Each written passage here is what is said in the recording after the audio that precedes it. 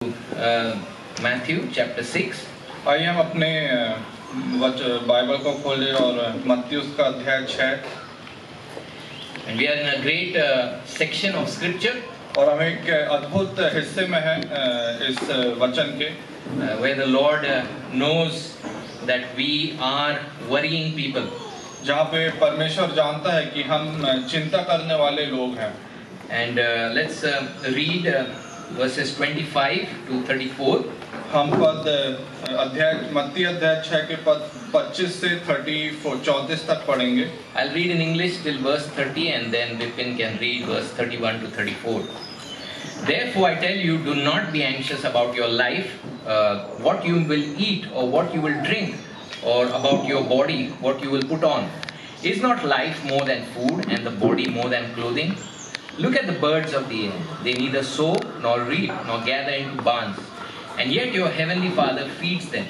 Are you not of more value than they? And which of you, by being anxious, can add a single hour or to his span of life? And why are you anxious about clothing? Consider the lilies of the field, how they grow. They neither toil nor spin. Yet I tell you, even Solomon in all his glory was not arrayed like one of these. But if God so clothes the grass of the field, which today is alive and tomorrow is thrown into the oven, will he not much more clothe you, O you of little faith? पद 31 से, इसलिए तुम चिंता करके यह ना कहना कि हम क्या खाएंगे और क्या पिएंगे या क्या पहनेंगे, क्योंकि अन्य जातीय इन सब वस्तुओं की खोज में रहते हैं, और तुम्हारा स्वर्गीय पिता जानता है कि तुम्हें इन सब वस्तुओं की आवश्यकता है। इसलिए पहले तुम परमेश्वर के राज्य और उसके धर्म की खोज करो, तो ये सब वस्तुएं भी तुम्हें मिल जाएंगी। अतः कल की चिंता ना करो, क्योंकि कल का दिन अपनी चिंता आप कर लेगा। आज के लिए आज ही का दुख बहुत है। May God bless His word to us. परमेश्वर अपने वचन को आशीषित करे। Many years ago, I was in the wonderful city of Shillong. कई वर्षों पहले मैं एक बहुत ही खूबसूरत शहर शिलोंग में था। I was promoting John MacArthur's ministry and seminary. मैं जो पास्टर जॉन मैकार्थर है उनकी जो सेवकाई है उसको प्रमोट कर रहा था। And there are some blessings when we work hard as well. और जब हम मेहनत करते हैं तो उसकी कुछ आशीषें भी हैं। My wife's relatives decided to take me to Cherrapunji. जो आपकी पत्नी है उनके रिश्तेदारों ने यह निश्चय किया कि चेरापूंजी आपको लेकर जाएंगे। It's the rainiest place on earth. यह इस संसार का सबसे ज़्यादा बारिश होने वाला वो स्थान है। And then they wanted to show me one particular waterfall. और वे एक विशेष जो झरना है वह दिखाना चाहते थे। And it was breathtaking, all the view. और वह जो झरना था वह बहुत ही अद्भुत था। But I noticed that I got a message over there called Welcome to Bangladesh. पर मैंने यह ध्यान दिया कि मेरे पास एक मैसेज आया कि बांग्लादेश में आपका स्वागत है। So we were right on the border between Bangladesh and Meghalaya. तो हम मेघालय और बांग्लादेश की एकदम सीमा में थे। But something else caught my attention. पर किसी और बात ने भी मेरा ध्यान वहाँ पे खींचा। Across us in that beautiful waterfall, हमारे विपरीत उस झरने के विपरीत there was a road carved into the mountain. कि वहाँ पे एक रास्ता है जो पहाड़ों पर बनाया गया है। And it goes into Bangladesh. और वह बांग्लादेश की ओर जाती है। I could see small lorries driving very carefully. छोटी जो गाड़ियां हैं मैं वहाँ पे जाते हुए देख सकता था। And the mountain kind of it arched over the road, and then at the side there is a deep valley as well. और जो रास्ता है वह पहाड़ों पे बनाया गया था और दूसरी ओर उसके खाई थी। And it was pretty fascinating. और वह देखना भी बहुत ही अद्भुत था। And I was reminded of some show on Discovery called the World's Most Dangerous Highways. और आपको एक जो टीवी में कार्यक्रम आता है कि दुनिया की सबसे खतरनाक रोड, उसके बारे में आपको स्मरण है। You are worried whether the rocks above will get loose and fall on you because it's the rainiest place on earth. क्यों आप इस बात से भी चिंतित रहते हैं कि वहाँ का जो पहाड़ में जो पत्थर है वो कहीं खिसक के रोड में ना गिर जाएं? And then again you're worried that if you go too much to the edge, there's a steep valley there. और दूसरा चिंता का विषय यह भी है कि यदि आप दूसरी ओर जाएंगे तो उस ओर खाई भी है. And if ever you needed coffee and chai that morning while driving, you need it on that road. यदि आपको कॉफी या चाय की आवश्यकता है उस सुबह में तो आपको उस रोड में आवश्यकता है. In the same way, we are in somewhat of a same situation here in our passage. और इसी तरह से आज के जो यह हिस्सा है इसमें भी हम इसी रीति से यहाँ पे पाए जाते हैं. There is this dangerous valley of covetousness and greed. या लालच की यहाँ पे एक बहुत ही खतरनाक खाई है. That never being content and always wanting to hoard more and more of our treasures. जो कभी भी संतुष्ट नहीं होता और वो और अधिक से अधिक पाने की लालसा करता है. The Bible says the love of money is the root of all evil. वचन कहता है कि जो पैसे की जो लालच है वह हर एक चीजों का जड़ है. But it doesn't say only money is the root of all evil. पर वह यह नहीं कहता कि केवल जो धन है वह हर चीजों का जड़ है. By God's grace, believers can even master and love the Lord and use His money. परमेश्वर के अनुग्रह से लोग उस धन पर अपना काबू कर सकते हैं और परमेश्वर के राज्य के लिए उसका प्रयोग कर सकते हैं. And so as we are avoiding that valley, there is another danger of worry on top of us. तो एक रीति से जब हम इस खाई से बचने का प्रयास करते हैं दूसरी ओर यहाँ पर चिंता का विषय भी आता है. If I don't start hoarding for 20, 30, 40 years, यदि मैं 30-40 साल के लिए कुछ बचा के ना रखूं, then the political situation changes, financial situation changes, and this and that changes, what will happen? यदि राजनीतिक परिस्थिति बदलेगी या मेरी आर्थिक परिस्थिति बदलेगी तो फिर क्या होगा? And then we can be so overwhelmed with worry in our life. और इन सब चीजों पर चिंता करके हम बहुत ही भर जाते हैं. But the Lord, He knows, and He is really shepherding us so that we can drive very carefully through these areas. लेकिन परमेश्वर हमें जानता है और वह बहुत ही सूझबूझ के साथ हमारा मार्गदर्शन करता है. In a masterful way, He's presenting to us reason after reason so that we do not worry. बहुत ही अद्भुत रीति से परमेश्वर अनेक बातों को हमारे सामने रखता है ताकि हम चिंतित ना हों. He's telling us in our previous passage that your life is much more than food and clothing. पिछले हिस्से में वह कहता है कि तुम्हारा जो जीवन है वह पैसे या भोजन से कहीं ऊपर है. It is so full of meaning and purpose to live for my glory. मेरे महिमा के लिए जीना वह अपने आप में एक परिपूर्णता है. He's telling us, look at the birds and learn a lesson. वह कहता है कि पक्षियों को देखो और उनसे कुछ सीखो. Now we are tempted to look at the birds and say, okay, then I don't have to do anything. God is going to provide everything. और जब हम चिड़ियों की ओर देखते हैं तो हम यह भी विचार करते हैं कि हमें कुछ करने की आवश्यकता नहीं है, परमेश्वर हर चीजों को प्रदान करेगा. Yes, they do not sow nor reap.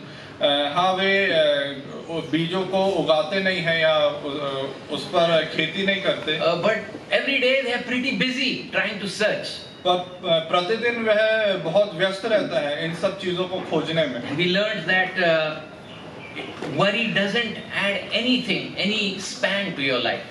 और हमने यह भी सीखा कि जो चिंता है वो आपके जीवन में एक और क्षण भी नहीं जोड़ सकती. In fact, it can reduce your life. बल्कि वह आपके जीवन को घटा सकती We है. have some doctors in our midst this morning. हमारे मध्य में कुछ डॉक्टर्स भी हैं. And then he says, take a lesson from the lilies. और फिर वह कहता है कि जो सोसन जो फूल है उस पर अपना ध्यान केंद्रित The करो. grass withers, it's here today, it's gone tomorrow. जो घास है वह आज है और कल वह आग में झोंकी जाती है. God so beautifully clothes it. लेकिन परमेश्वर उन्हें बहुत खूबसूरती के साथ वस्त्र पहनाता Are है. you not of more value? क्या तुम और अधिक उपयोगिता के नहीं हो? Did He not choose you before the foundations of the world? क्या उसने तुम्हें इस जगत की उत्पत्ति के पहले नहीं चुना? Did He not give His most precious Son as your mediator?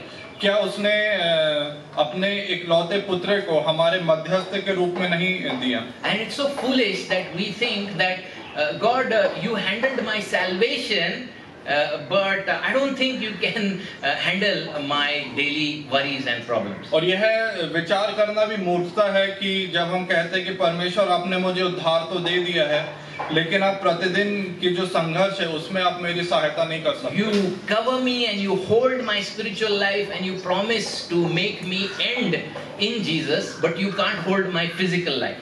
आपने मुझे मेरे उद्धार को हर तरह से प्रभु यीशु मसीह में सुरक्षित किया है, लेकिन प्रतिदिन के संघर्ष में आप मेरी सहायता नहीं कर सकते। Then Jesus also gave us a mild rebuke, saying, "Oh, you of little faith." और प्रभु यीशु मसीह हमें बीच में डांटता भी है जब वह कहता है कि हे अल्पविश्वासियों। Because faith and worry, they are exactly opposite to one another. क्योंकि चिंता और विश्वास एक दूसरे के विरोधाभास। And so today again in our passage from verse 31 onwards, तो आज का जो हिस्सा है जो पद 31 से है, we are still warring against worry. हम आज भी जो चिंता है उसके विरोध में युद्ध कर रहे हैं। Worry kind of presses us into one corner. जो चिंता है वह हमें कोने में दबा के रख देता है। And we feel that we'll sit there forever. और हम यह सोचते हैं कि वह हम वहाँ सर्वदा के लिए बैठे रहेंगे। But by God's grace, God is going to tell us to go against and use His resources and war against worry. और परमेश्वर अपने अनुग्रह में हमें एक ऐसा उपाय देगा ताकि हम उस चिंता को के विपरीत उसके आगे हम आगे बढ़ने वाले हो सके। And so it's like a sandwich today, our passage. और आज का जो हिस्सा है वो एक सैंडविच के जैसा है। The Lord does richly spiritually feed us in the morning. परमेश्वर हमें बहुत परिपूर्णता के साथ हमें भोजन देता है। We have a command in the beginning and a reason. प्रारंभ में हमारे पास है आज्ञा है और उसका कारण भी है। And then the last verse also we have a command and a reason. और आखिरी पद भी है, उसमें भी कारण दिया गया है और आज्ञा भी है। And in verse 33, the famous verse, we have the corrective. If we are not to worry, what then should we be doing? और पद 33 में यहाँ एक हमारा सही दृष्टिकोण के बारे में बात किया गया है कि यदि हम चिंता ना करें तो हम क्या करें। And so if you love outlines, first is the prohibition. तो यदि हम जो हेडिंग्स है वो लिखना चाहते हैं तो पहला है कि इन सब बातों को ना करो। The second is the correction. और दूसरा है कि इन सब बातों को करो। And the third again is the re-prohibition. और तीसरा फिर से है कि इन सब बातों को ना करो। And some of you English experts will say there is no word like re-prohibition. और कुछ लोग जो इंग्लिश अंग्रेजी में जो एक्सपर्ट है वो बोलेंगे कि यहाँ पे फिर से नहीं करना जैसे कुछ नहीं कहा गया है। And but anyways, whatever it is. पर हम उसको आगे समझेंगे। And so we look at verse 31, the prohibition. Therefore, do not be anxious, saying, "What shall we eat, or what shall we drink, or what shall we wear?" पद 31, इसलिए तुम चिंता करके यह ना कहना कि हम क्या खाएंगे या क्या पिएंगे या क्या पहनेंगे। It's like Jesus is so concerned about this area. ऐसा प्रतीत होता है कि प्रभु यीशु मसीह बहुत ही चिंतित है इस विषय के संदर्भ में भी। A healthy concern. एक यह अच्छा चिंता है। And he's not done yet. He's coming back and reminding them, because of all that I have taught you, do not worry. और वह यहाँ पे समाप्त नहीं हुआ है, लेकिन वह फिर से लोगों को स्मरण दिलाता है कि जो सब बातें मैंने तुम्हें सिखाई है उसके संदर्भ में तुम चिंता मत करो। And specifically he has the basics in mind, because it's the basics that used to trouble the people of those days. और यहाँ पे मुख्य रूप से प्रभु यीशु मसीह के मन में बहुत दैनिक जीवन की चीजें हैं, क्योंकि दैनिक जीवन की चीजें ही लोगों को चिंतित करती है। And so with the prohibition comes a powerful motivation. तो इस मना करने के साथ साथ एक बहुत ही प्रोत्साहन भी हमारे सामने आता है। In verse 32, for the Gentiles seek after these things.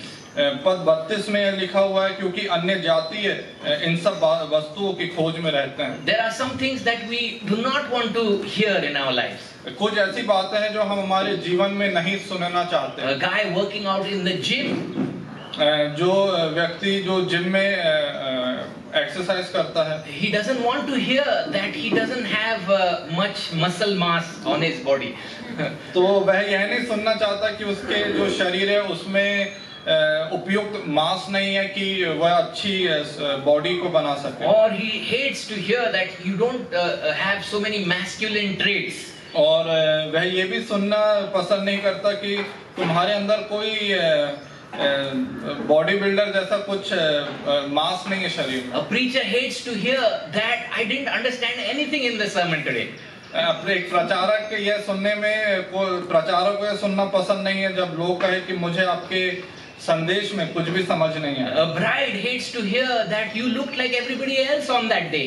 एक दुल्हन को यह सुनना पसंद नहीं है कि वह बाकी सब लोगों की जैसे दिखाई दे रही है। And so also believers should hate to hear that I behave just like the Gentiles when I am gripped with worry. और इसलिए एक विश्वासी को यह सुनकर पसंद नहीं आना चाहिए जब यह बोले कि हम अन्य जाति की तरह दूसरे वस्तुओं की खोज में हैं। And so it's like a powerful negative motivation, and there's a positive motivation also. तो एक तरफ एक नकारात्मक प्रोत्साहन है और दूसरी तरफ हमारे लिए एक सकारात्मक प्रोत्साहन है। And so the Gentiles, they don't have the life of God within them.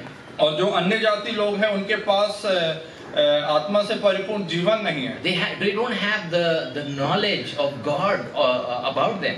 और उनके पास परमेश्वर का ज्ञान नहीं है। And the Bible says darkness and light.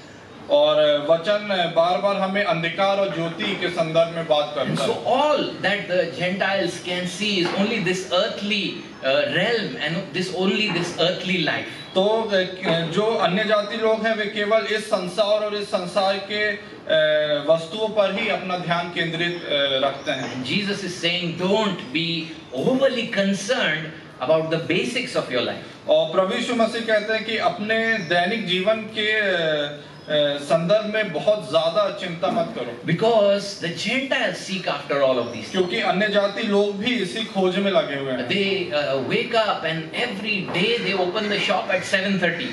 वे प्रतिदिन उठते हैं और 7:30 बजे अपनी दुकान खोल लेते हैं। They are willing to keep the shop open till 11:30. और 11 बजे तक 11:30 बजे तक अपनी दुकान खोले रहते हैं। And then Sunday there is no off. रविवार को भी कोई छुट्टी नहीं। It's like all their life is set on this mission to provide and provide and provide for themselves. उनके पूरे जीवन का जो लक्ष्य रहता है कि वह अपने परिवार के लिए, अपने खुद के लिए चीजों को और अधिक से अधिक एकत्रित करें। And Jesus uses a very strong word here for the Gentiles eagerly run after these things, seek after these things. और प्रभु यीशु मसीह बहुत ही कठोर शब्द का यहाँ पे प्रयोग करते हैं कि अन्य जाति इन सब वस्तुओं की खोज में रहते हैं। And I couldn't help but remember my Mumbai days. और मैं आपके जो मुंबई का जो दिन है उसको स्मरण करता हूँ। That there are some people for whom the local train is like the ultimate object in life, objective in life. और कुछ लोगों के लिए वहाँ की जो लोकल ट्रेन है वह उनके जीवन का एक महत्वपूर्ण लक्ष्य भी है। And even as the train approaches, they get into the whole ready position. और जब ट्रेन आती जाती है तो वो एकदम तैयारी के पोजीशन में रहते हैं। This is why I live for. I have to get inside. मैं इसलिए जीता हूँ ताकि मैं इस ट्रेन के अंदर घुस सकूं। And then there are those who have the first class pass. और दूसरे वे लोग हैं जिनके पास पहला फर्स्ट क्लास का जो पास है। And they know that they will get inside. और वे जानते हैं कि वे अंदर प्रवेश करने पाएंगे। Because the same crowd is not there. क्योंकि वही भीड़ इस ओर नहीं है। And so the Gentiles, for them, their whole life is in this pursuit. And I have to have and have and have and have. तो अन्य जाति लोगों के लिए यह एक लक्ष्य बन जाता है कि वह इन संसारिक वस्तुओं की खोज में लगातार लगे रहें। And the believers, they have a first class pass, not because they are so great. और विश्वासियों के पास फर्स्ट क्लास का पास है इसलिए नहीं क्योंकि वे महान हैं। Because their heavenly Father is so loving. क्योंकि उनका स्वर्गीय पिता बहुत ही प्रेमी है। Because in the same verse, the positive motivation is your heavenly Father knows that you need all these things. क्योंकि यहाँ पर जो सकारात्मक प्रोत्साहन हमारे लिए दिया गया है कि तुम्हारा स्वर्गीय पिता जानता है कि तुम्हें इन सब वस्तुओं की आवश्यकता है। And again, in the Sermon on the Mount, we come across this theme of your heavenly Father. और जो पहाड़ी उपदेश है उसमें We come across this phrase, your heavenly Father. और पहाड़ी जो संदेश है उसमें हम बार बार इस प्रभु यीशु मसीह शब्द का प्रयोग करते हैं कि तुम्हारा स्वर्गीय पिता। And it must have definitely sounded very new to the disciples' ears. और यह वहाँ के चेलों को और जो सुन रहे थे उनके लिए बहुत ही नया था। Because they kind of were used to hear our great God, the Lord God and things like that. और क्योंकि उनके लिए यह सुनना रोज की बात थी कि हमारा महान परमेश्वर है, हमारा प्रभु यहोवा। The one true God will provide your needs. एक तुम्हारा सच्चा परमेश्वर तुम्हारे जरूरतों को पूरा करेगा। But in the coming of Jesus, He has come to reconcile us and to bring us into a fuller revelation of His love to us. और लेकिन प्रभु यीशु मसीह के आने से उसने हमारे और पिता के बीच में जो दूरी थी उससे उसने जोड़ा है और बहुत ही अद्भुत रीति से वह इस संदर्भ में हमारे लिए कार्य करता है। And He says, your heavenly Father knows that you need all these things. और वह कहता है कि तुम्हारे स्वर्गीय पिता जानता है कि तुम्हें इन सब वस्तुओं की आवश्यकता है। So how much of a contrast is in that verse? तो यहाँ पर कितना विरोधाभास है इसी पद में। Here is all the ants running around. और यहाँ पे एक तरफ पूरी चींटियां एक भाग दौड़ कर रहे हैं। Here is this calm assurance that your heavenly Father knows that you need all these things. और दूसरी तरफ एक अद्भुत शांति है कि तुम्हारा स्वर्गीय पिता जानता है कि तुम्हें इन सब वस्तुओं की आवश्यकता है। He knows our frame. He knows how frail we are. वह जानता है कि हम कितने कमजोर हैं। And not only knowledge, but He has the ability to help us out. और न केवल वह इस बात को जानता है लेकिन वह इन सब बातों को न केवल वह इस बातों को जानता है कि हम कमजोर हैं लेकिन हमारे चीजों को परिपूर्ण करने की वह सामर्थ भी रखता है। And there is a king in the Old Testament in 2 Chronicles 25. और दूसरा इतिहास में एक राजा के संदर्भ में बात किया गया है। His name was Amaziah. और उस राजा का नाम है अमेजिया है or Amaziah. या अमेजाया। But there was nothing amazing about him. उसके बारे में कुछ भी अद्भुत नहीं था। He was not walking with the Lord. वह परमेश्वर की मार्ग पर नहीं चल रहा था। And he made an alliance with Israel, and together they wanted to attack somebody. और उसने इज़राइल के साथ संधि करी और दूसरे देश पर हमला करने का यह योजना And बनाई। he paid a whole lot of money to hire those soldiers. और उन सैनिकों को खरीदने के लिए उसने बहुत सारा धन दिया। And one man of God comes and tells him, don't use them. और परमेश्वर के एक जन ने उसको आके बोला कि इसका प्रयोग मत करो। But he says, what about the 100 talents that I have paid to hire them? पर उस राजा ने कहा कि जो 100 टैलेंट्स जो इतना पैसा मैंने उसका दिया उसका मैं क्या करूं? But the man of God answers, the Lord is able to give you much more than this. परमेश्वर का जन कहता है कि तुम्हारा परमेश्वर इससे कहीं अधिक तुम्हें देना जानता है। Isn't it true in our Christian lives? और क्या यह हमारे मसीही जीवन में भी सच नहीं है? That He is so kind and so lavish with His children. कि वह अपने बच्चों के प्रति कितना दयालु है और कितना भरपूरी के साथ उन्हें चीजें देता है। Not just given us nanos as cars. उसने न केवल हमें एक छोटी सी कार दी है। I don't consider it a car. कि मैं उसे एक कार के रूप में नहीं देखता। He understands even so much more, and we need space and we need safety and we need this and we need that. और वह इन सब बातों को भी जानता है कि हमें जगह की आवश्यकता है या हमें सुरक्षा की आवश्यकता है। And so the Lord richly provides us. और इसलिए परमेश्वर हमें परिपूर्णता के साथ चीजें प्रदान करता है। Many of us have walked 10, 20, 30, 40 years with this Lord. और हम में से बहुत से लोगों ने 20, 30, 40 वर्ष वर्षों तक परमेश्वर के साथ चला है Many times we doubted him, और कई बार हमने उस पर संदेह किया and we told him that God, can you spread a table in the wilderness? और हमने उससे यह पूछा कि हे परमेश्वर, क्या तू जंगल में हमारे लिए मेज को बिछाएगा? And we kind of insulted him. और हमने एक रीति से उसका अपमान किया। But as Psalm 78 says, he filled them and he gave them what they wanted. और भजन संहिता 78 हमें ये कहता है कि उसने उन तमाम बातों से के द्वारा उसे उन लोगों को परिपूर्ण किया। And so what a blessed comfort this morning that instead of acting like the Gentiles, we can act in faith, knowing that our Heavenly Father knows our needs. और क्या ही अद्भुत शांति और विश्राम की यह हमारे लिए बात है कि हम अन्य जातियों की नाई नहीं और हम हमारे परमेश्वर पर निर्भर हो सकते हैं। And we can say that we cast all our anxieties on Him. और हम यह कह सकते हैं कि हम हमारी तमाम चिंताओं को परमेश्वर के हाथों में रख सकते हैं। Because He cares for you.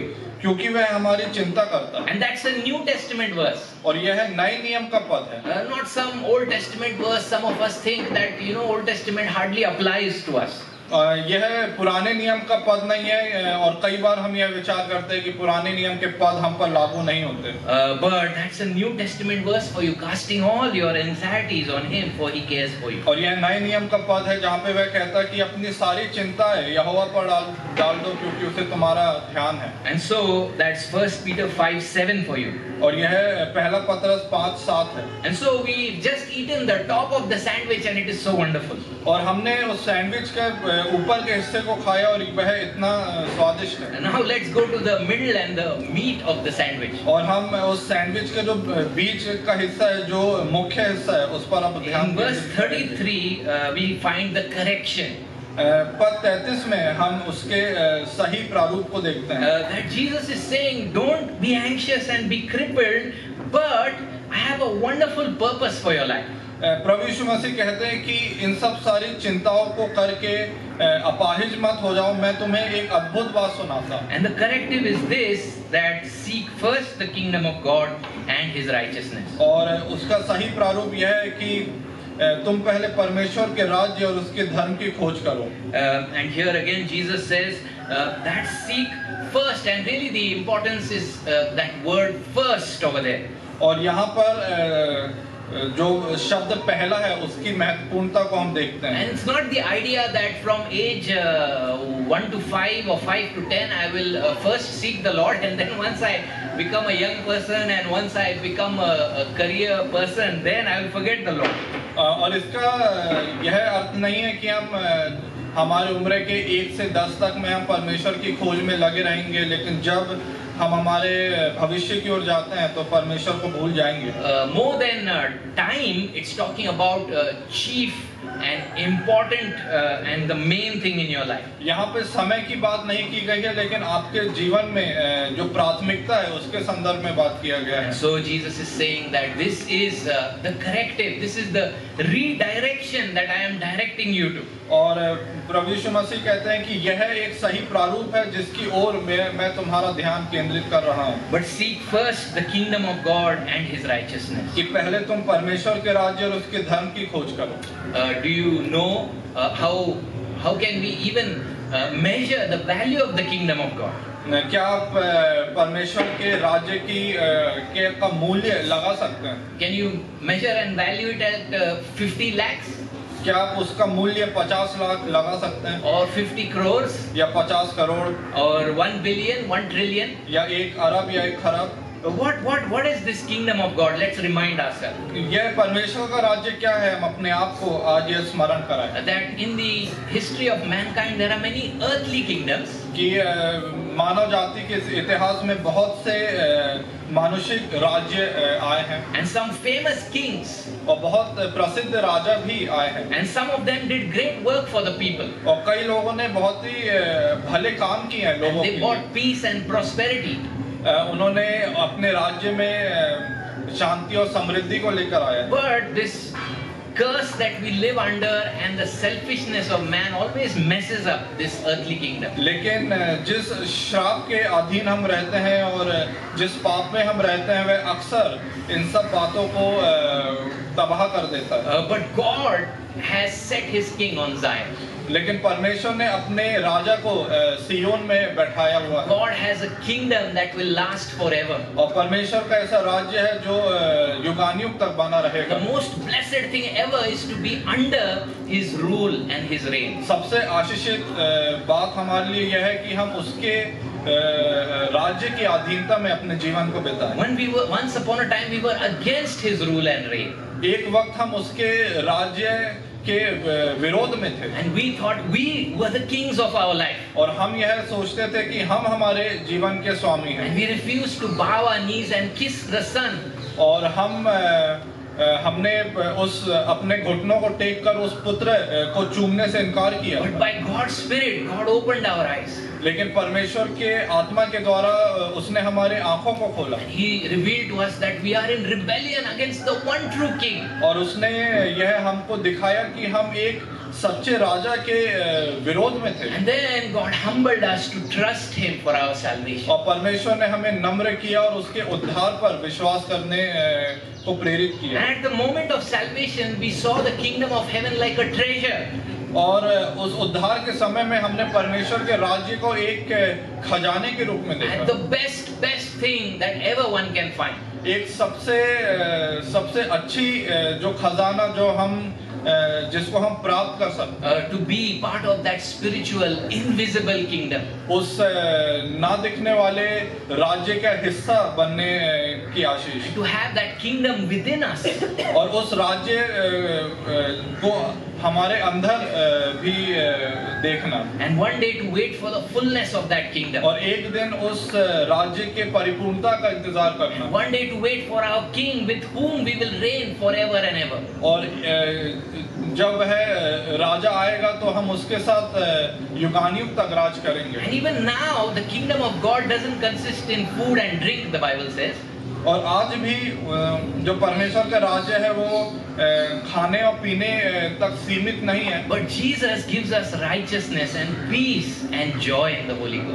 प्रभु यीशु मसीह हमें पवित्र आत्मा के द्वारा धार्मिकता देता है और शांति देता है। And it's the best thing that ever happened to the believer. और यह सबसे आशीषित चीज है जो एक विश्वासी के जीवन में हुई है। And so Jesus is saying, I brought you into my kingdom. Seek that kingdom first in your life. और प्रभु यीशु मसीह कहते हैं कि मैंने तुम्हें परमेश्वर के राज्य में लेकर आया, इसलिए उस धर्म की खोज करो। Some of us are near the kingdom but not in the kingdom yet. कुछ लोग उस राज्य के निकट तो हैं लेकिन उस राज्य में नहीं है। But the message of the gospel comes to you today. तो आज आपके लिए यह सुसमाचार है That the king was cut off on the cross so that you might enter in. ताकि क्योंकि वह राजा उस राज्य से हटा दिया गया था ताकि आप उसमें प्रवेश पा सकें। He was afflicted and wounded and punished. उसको पीड़ित किया गया था, उसे मारा और काटा गया था ताकि आप शांति को पा So that you will be the child of his kingdom. ताकि आप उस राज्य के पुत्र और पुत्री बुलाए जा सकें। But I think here Jesus is talking to believers who have already entered the kingdom. लेकिन मुझे यह लगता है कि यहाँ पे यीशु मसीह विश्वासियों के बारे में बात कर रहे हैं जो पहले ही राज्य पर प्रवेश कर चुके हैं। He's saying prioritize and value that kingdom above all. और वह कह रहा है कि सभी चीजों से ऊपर मेरे राज्य को प्राथमिकता दो। And so to seek God's kingdom means first of all to submit to the king. उस राज्य की खोज करने का सबसे पहला जो कदम है कि हम उस राजा को अपने अर्पित करें। Then because this king is so amazing, we love the ways of this kingdom as well.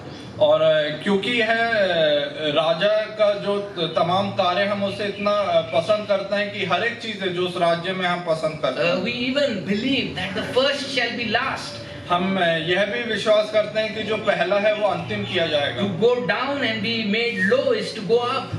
अपने आप को नम्र बनाने का अर्थ है अपने आप को और ऊंचा करना। And then radical things that we have learned to love our enemies. और बहुत ही अजीब सी चीज है कि अपने शत्रुओं से प्रेम करो and to have a heart of forgiveness. और क्षमा का हृदय रखो And do not lay our treasures here on earth. और इस संसार में अपने धन को जमा मत करो। All of this is amazing teaching, kingdom teaching from our King. और यह तमाम जो शिक्षाएं हैं वह उस राज्य की शिक्षाएं हैं। And so to seek God's kingdom first means, oh, this is too different and weird. I can't understand this. I won't subscribe to this. परमेश्वर के राज्य के बारे में जब इन सब अजीब बातों को सुनते हैं तो हम ये कहते हैं कि हम इन सब बातों की ओर अपने आप को समर्पित नहीं करेंगे। But to seek His kingdom means these ways of our King are also precious to us. लेकिन इस राज्य की खोज करने का अर्थ है कि ये तमाम मार्ग जो उस राज्य के हैं वे भी हमारे लिए बहुत ही महत्वपूर्ण है। And then to participate in the spreading of the news of the kingdom. और उस सुसमाचार को उस राज्य के सुसमाचार को फैलाना भी। And so to seek His kingdom is to be a witness at the place where God has placed us. और जहाँ पे आपको परमेश्वर ने रखा है वहाँ पे उस राज्य का प्रचार करना यह भी उस राज्य का एक हिस्सा है। To pray for the salvation of souls. बहुत से आत्माओं के लिए प्रार्थना करना। To pray that God would send out laborers into His kingdom. कि परमेश्वर बहुत से सेवकों को भेजे उस राज्य की सेवा करने के लिए। It means in context to meet the needs of other children of God who don't have that much. इस संदर्भ में यह भी है कि जिनके पास ये सब साधन नहीं है वे सब चीजें भी उन्हें उपलब्ध कराना। To use our giftedness to build up the body of Christ. हमारे जो हम में जो दान है उसका भी प्रयोग इन सब बातों के लिए करना। To use our resources, our wealth strategically for the glory of God. हमारे साधनों को भी हमारे धन को भी परमेश्वर के राज्य की बढ़ोतरी के लिए प्रयोग करना। Maybe to open up our home for a Bible study. अपने घरों को बाइबल अध्ययन के लिए खोलना। Maybe to use our car to help somebody and drop somebody. हमारी गाड़ी को दूसरों को छोड़ने के लिए का इस्तेमाल करना। Sometimes we think kingdom workers are only those evangelists who are flying from one place to another. कई बार हम यह सोचते हैं कि जो परमेश्वर के सेवक केवल वे लोग हैं जो अलग-अलग जाके परमेश्वर का प्रचार करते हैं। And to seek God's kingdom is to pray like how we learn to pray. परमेश्वर के राज्य की खोज करना इस रीति से भी है कि हम उस रीति से प्रार्थना करें जैसा परमेश्वर ने मसीह ने हमें सिखाया। To have this sense of priority that may your kingdom come, let your name be hallowed in this land. ताकि हमारी ये प्राथमिकता हो कि परमेश्वर का नाम पवित्र माना जाए और उसका राज्य आवे। And so Jesus is saying, seek first the kingdom of God and His righteousness. और प्रभु यीशु मसीह ये कहते हैं कि तुम परमेश्वर के राज्य और उसकी धर्म की खोज करो। We have been united into His death and His resurrection. हम मसीह के मृत्यु और उसके पुनरुत्थान में एक हुए हैं। Now righteousness is not like an option for us. अब धार्मिकता हमारे लिए एक विकल्प नहीं है। To see what the Bible says about parenting, marriage, all these are not some optional things for us anymore. हमारे लिए बच्चों को बड़ा करना या married life या एक वैवाहिक जीवन हमारे लिए कोई अब विकल्प नहीं है। To how an old person should conduct himself in the church is also a part of that righteousness. कि एक बुजुर्ग व्यक्ति भी किस रीति से अपने आप को अपना चाल चलन रखे यह भी अब एक मसीह की जिम्मेदारी है। Because when Jesus comes in our life, new thinking comes in our life. जब मसीह हमारे जीवन में आता है तो नए विचार हमारे जीवन में आते हैं। New valuing comes in our life. नए प्राथमिकताएं हमारे जीवन में आती हैं। New desire to act in a different way comes in our life. नए इच्छाएं हमारे जीवन में आती हैं। New reactions also come in our life by the grace of God. और प्रतिक्रियाएं हमारे नए जीवन में आती हैं। The Bible becomes sweet to us not just for information, और जो वचन है हमारे लिए बहुत ही मधुर जान पड़ता है, ना केवल उसे पढ़ने के लिए but for transformation. लेकिन अपने आप को बदलने के लिए। And so Jesus is saying, get on that road and seek His righteousness in your life. और प्रभु यीशु मसीह कहते हैं कि उस मार्ग में चलो और उस धार्मिकता की खोज करो। And then leave the provision part to me, He's saying with a wonderful promise. और दैनिक जीवन की बातों को मेरे हाथ में छोड़ो। And all these things shall be added to you. और ये तमाम वस्तुएं तुम्हें मिल जाएंगी। If you set yourself on a kingdom focus and a righteousness focus, यदि तुम अपना ध्यान राज्य और धर्म की खोज में लगाओगे, then it's my responsibility to help you live till your last day, which I have written in my book. तो यह मेरी जिम्मेदारी है कि मैं सब वस्तुओं से तुम्हें परिपूर्ण करूं। And all of these things shall be added to you. और ये तमाम वस्तुएं तुम्हें मिल जाएंगी। And this word added is like that wonderful shopkeeper in our lives. और यह जो शब्द है जुड़ना, यह हमारे एक दुकानदार के जैसे कार्य करता And we है। love that shopkeeper because he just doesn't give us 5 kgs and he puts a little bit more inside. वह केवल हमें वो 5 किलो नहीं देता, लेकिन उससे थोड़ा सा ज्यादा और हमें And देता that है। gives us so much satisfaction.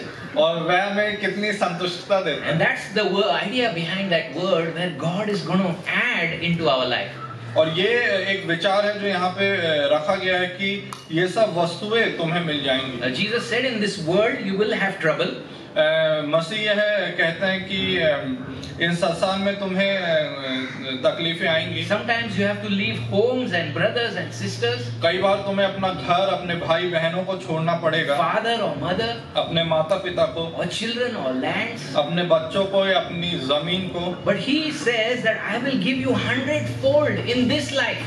लेकिन वह हमें कहता है कि मैं तुमको इससे 100 गुना ज्यादा दूंगा, And in the life to come. और उस जीवन में भी जो आने वाला है। And so really we need to take this promise to our heart. और यह जो वायदा है हमें उसे अपने हृदय में समाना चाहिए। And our motivation should not be, okay, because I want the 100-fold, I'm going to be serious about righteousness. और हमारा यह प्रोत्साहन नहीं रहना चाहिए कि क्योंकि मुझे 100 गुना चाहिए इसलिए मैं धर्म और राज्य की खोज करूं। But as the Presbyterians have taught us, all of life is for the glory of God. और क्योंकि प्रेस्बिटेरियंस ने सिखाया कि जो हमारा जीवन है वह परमेश्वर के महिमा के लिए है। So our seeking the kingdom and His righteousness also is for His glory. तो धर्म की खोज करना और उसके राज्य की खोज करना भी उसकी महिमा के लिए। Now we made our way through the middle of the sandwich. और अब हमने उस सैंडविच के जो बीच का हिस्सा है उस वहां तक भी हम पहुंच गए हैं। But we want a little more. पर हमें और अधिक चाहिए। And so in verse 34 we end the section with a re-prohibition. और पद 34 में हम वापस से चेतावनी को हम देखने पाते हैं। Therefore do not be anxious about tomorrow, for tomorrow will be anxious for itself. Sufficient for the day is its own trouble. अतः कल की चिंता ना करो, क्योंकि कल का दिन अपनी चिंता आप कर लेगा। आज के लिए आज ही का दुख बहुत है। There is a reality over here. यहाँ पर वास्तविकता की बात की गई है that every day will have its sufficient trouble in our lives. कि हर एक दिन के लिए एक पर्याप्त दुख है।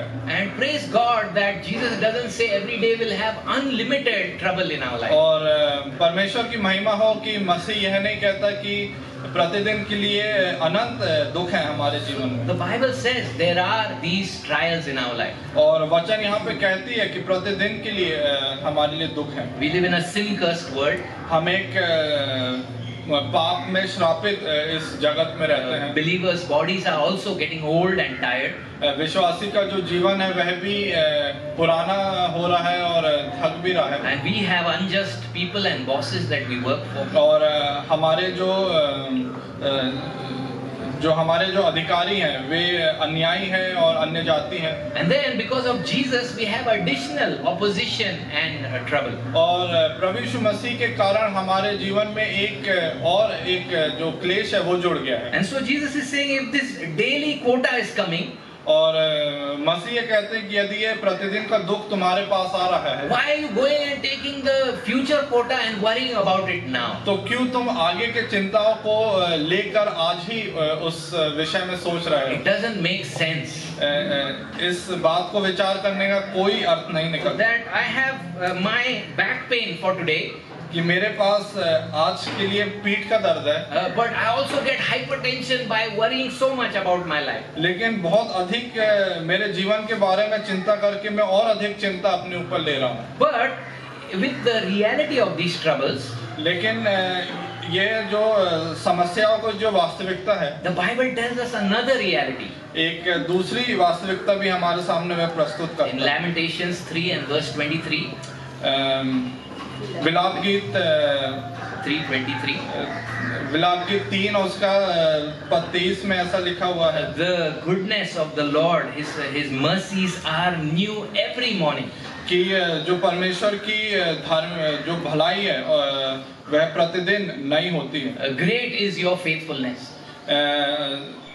आपका जो विश्वास योग्यता है वह महान है। Sometimes our app-based milk provision fails. कई बार हमारा जो मोबाइल का जो ऐप है वह भी उसके द्वारा जब हम दूध को मंगवाते हैं वे भी कभी कभी फेल हो जाता है। And then the newspaper wala, because of the weather, sometimes he fails. कई बार जो समाचार पत्र जो हमें देता है वो भी आने में असक्षम हो जाता है। And it becomes a disturbing morning for some of us. और वह हमारे लिए बहुत ही दुखित सुबह हो जाती है। But God is saying His mercies are new every morning. लेकिन परमेश्वर हमें कहता है कि उसकी दया प्रति भोर नहीं होती है। And so trust in His daily grace and mercy. तो हम प्रतिदिन की अनुग्रह पर विश्वास करें। Renew our minds with the gospel every day. प्रतिदिन अपने मनों को वचन के द्वारा नया करें। That God loves me in Christ and He has promised never to leave me or forsake me. कि परमेश्वर प्रभु यीशु मसीह में हमसे प्रेम करता है और उसने हमसे वादा किया है कि वह हमें कभी ना छोड़ेगा और कभी ना त्यागेगा। And along with this daily mercy is the daily quota of trouble for today. और जो हमारे प्रतिदिन की जो समस्याएं हैं उसके अलावा भी But God's grace will be greater than that. और जो परमेश्वर का अनुग्रह है वह इन सब समस्याओं से भी कहीं ऊपर है। Because He tells Paul that my grace is sufficient for you. क्योंकि वह पौलुस को कहता है कि मेरा अनुग्रह तुम्हारे लिए पर्याप्त है। And so a tremendous section if we are battling worry this morning. तो यह बहुत ही अद्भुत हिस्सा है यदि आज हम चिंता से संघर्ष कर रहे हैं। As a child of God and a child of the kingdom, you are not on vacation on this earth. यदि आप परमेश्वर के पुत्र और पुत्री हैं तो आप इस संसार में छुट्टी में नहीं हैं। You have something huge to avoid in your life. बहुत बड़ा कुछ आपको यहाँ पर आपको त्याग करना है। But you have a great goal to pursue also in your life. लेकिन एक बहुत बड़ा लक्ष्य भी है जिसका आपको पीछा करना है। Self-centered greed is to be avoided. जो स्वयं को केंद्रित जो लालच है उसको आपको अपने आप से दूर रखना है। And His kingdom and His righteousness is to be pursued. और उसके राज्य और उसकी धर्म की खोज करना। But praise God for the great motivations that He is with us. और धन्यवाद हो परमेश्वर का कि उसने हमें प्रोत्साहन दिया है कि वह हमारे साथ है। And His grace is sufficient for all our needs. और उसका अनुग्रह हमारे तमाम जरूरतों के लिए पर्याप्त है। So let's look to Him for grace. तो हम अनुग्रह के लिए उसकी ओर देखें। Because we are tempted in these areas every day. क्योंकि हम इन सब हमारे जीवन के इस ओर भी प्रतिदिन चिंतित होते हैं। And let's look to Him and by faith overcome worry in our lives. और हम विश्वास के साथ उसे देखें और इन सब समस्याओं पर हम विजय प्राप्त करें। Let's pray. आइए हम प्रार्थना करें। हमारे पिता, हम धन्यवाद देते हैं इस अद्भुत वचन के लिए जो हमारे लिए बहुत ही व्यवहारिक है और हम कई बार प्रतिदिन की बातों में इतना चिंतित हो जाते हैं कि हम उस धर्म और राज्य की जो खोज है हम उसे द्वितीय कर देते हैं। लेकिन हम धन्यवाद देते हैं प्रभु यीशु मसीह के इस अद्भुत वचन के लिए, उन तमाम आशीषों के लिए जो उसमें हमने पाया है और उस विजय को जो मसीह ने इस अपने बलिदान के द्वारा हमें दिया है, ताकि हम हमारे ध्यान को और हमारे मनों को इस संसार और इस संसार की वस्तुओं की ओर नहीं, लेकिन उस राज्य की ओर लगाएं जो अनंत का राज्य है और जो राज्य युगानुयुग बना रहेगा। होने दीजिए कि हम हमारा लक्ष्य आपके राज्य और आपके धर्म की ओर लगाएं, ताकि प्रतिदिन हम एक उत्तम मसीह जीवन जीने वाले हो सके। आज के इस वचन के लिए आपका धन्यवाद। प्रभु यीशु मसीह के नाम में मांगते हैं, आमीन।